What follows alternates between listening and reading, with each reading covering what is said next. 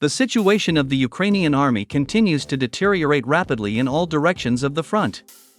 War correspondents say that Russian troops have launched an offensive even in areas where positional battles have been waged for months. In particular, they confirmed that on November 7, the Russian army units managed to advance significantly toward the city of Orikhiv, in the Zaporizhzhia direction of the front. Moreover, over the past 24 hours, the situation of the Ukrainian army units has also become critical in the Kurakhovo direction of the front. In particular, war correspondents confirmed that Russian troops had established full control over the strategically important settlement of Kreminna Balka.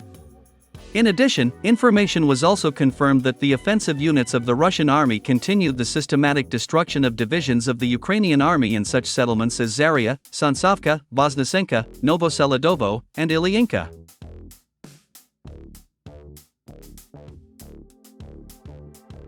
According to war correspondents, Russian troops already control a significant part of the territories of these settlements. It is reported that the Ukrainian army units have left almost all of these settlements, transferring the remaining territories to the so-called gray zone.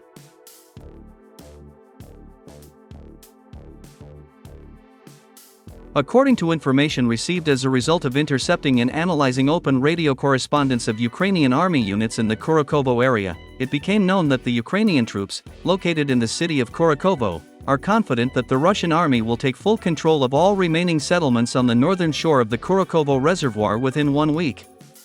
Ukrainian soldiers admitted that after this happens, the Russian army will close the northern flank behind the Kurakhovo reservoir and straighten the lines, as a result of which the position of the Ukrainian army group in the city of Kurakhovo will become critical.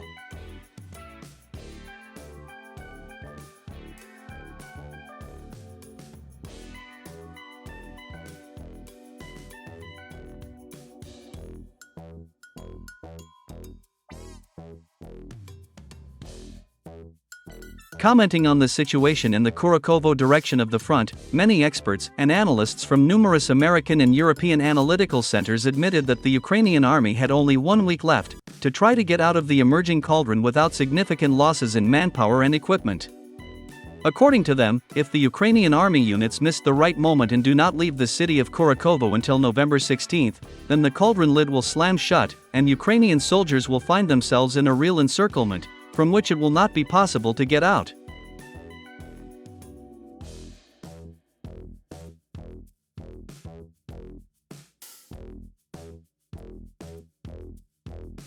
Meanwhile, on the morning of November 8, Ukrainian war correspondents began reporting that Russian troops had launched a new offensive in the Kursk region. Later, this information was also confirmed by Russian war correspondents, together with numerous Telegram channels. According to them, on November 8, at 9 a.m. Moscow time, a military column of the 810th Separate Marine Brigade, with the help of armored personnel carriers and tanks, broke into the depths of enemy territory, in the northern part of the Koronevsky district of the Kursk region, near the settlement of Pogrebki. It is reported that the attack of the Russian Marines was so unexpected and lightning fast that the Ukrainian army units did not have time to organize effective resistance, and were forced to leave their positions.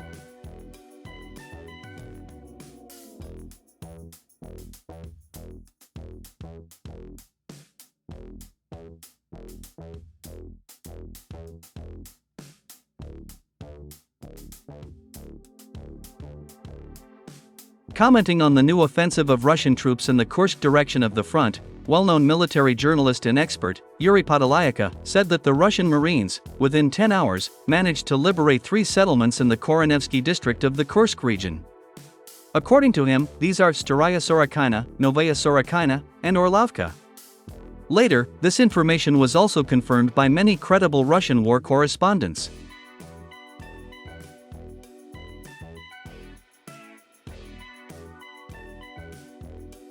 In addition, soldiers of the group of troops under the designation Sever attacked the positions of the Ukrainian army in the area of such settlements as Deryino and Novoivanovka. In general, watching the map of the fighting in the Kursk region, it becomes clear what Russian Marines are up to exactly. It is obvious that the Russian Marines are trying to cut off all units of the Ukrainian army, located north of the highway that connects such settlements as Malaya Lokhnya and Zeleny Shlyak. If the Russian Marines manage to do this, the Ukrainian army will be finally divided into 2 parts, as a result of which the entire Koronevsky district of the Kursk region will be completely liberated from occupation troops.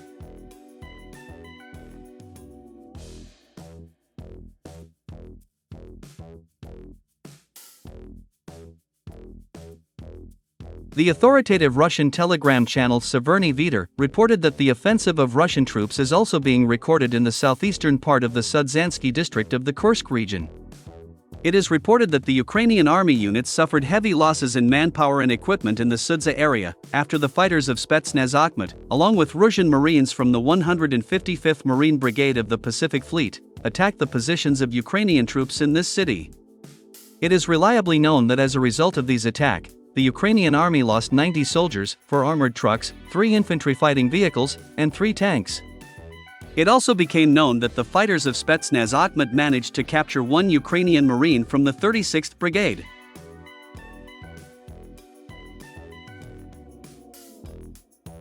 In addition, this authoritative Russian telegram channel also reported on the destruction of the places of the deployment of personnel of the Ukrainian Army and NATO forces, in the area of settlements such as Sverdlovskovo and Kazakhyalaknya. It is reported that enemy manpower and heavy equipment in these settlements were destroyed by combined strikes of Iskander-M ballistic missiles and Tornado-S multiple launch rocket systems. It is reported that as a result of this missile strike, about 50 Ukrainian and NATO soldiers were destroyed, as well as more than 10 units of heavy military equipment.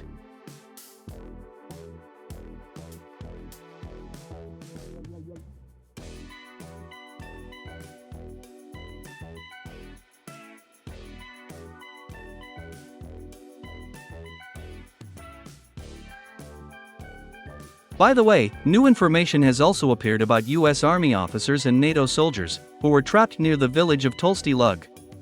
In particular, representatives of the 155th Marine Brigade of the Pacific Fleet officially stated that immediately after the start of a new offensive by Russian troops in the Kursk region, trapped NATO soldiers and U.S. Army officers were offered to surrender or die. At the same time, the official representatives of the Russian Marines did not specify which of the proposed options the enemy chose. In any case, summing up the military adventure of the Ukrainian General Staff and its NATO advisors in the Kursk region, it can be stated with confidence that the fighting in this Russian region only accelerated the imminent death of the Kiev regime.